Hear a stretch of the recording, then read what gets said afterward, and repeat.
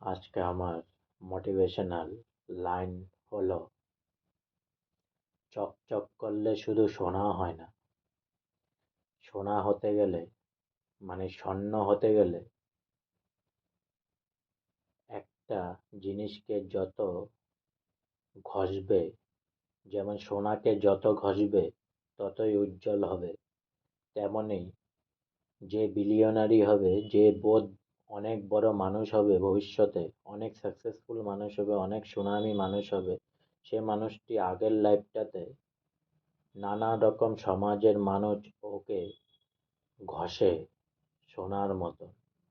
কারণ ওর মধ্যে যে ট্যালেন্টগুলো থাকে সেটা যত ঘষবে ও পার্সনটিকে, মানে যত দুঃখ দিবে, যত ক্রাইসিস, যত প্রেশারে রাখবে, ওর ট্যানে ওর ট্যালেন্টগুলো তত বেশি বেরোবে, ও তত বেশি চালাক হবে।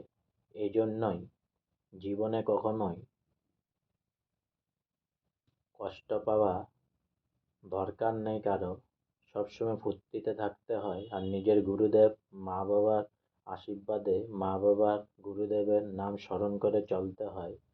আর পরিস্থিতি অনুযায়ী ভগবান যেটা দান করছে ডেইলি রুটিন ওয়াইজ, যে যত পাচ্ছে, যে যত কাম করছে, ওটাতে সন্তুষ্ট থাকতে হয়। কারণ যার জীবনে যত বেশি কষ্ট হবে তার জীবনে অত বেশি সফলতা অর্জন হবে।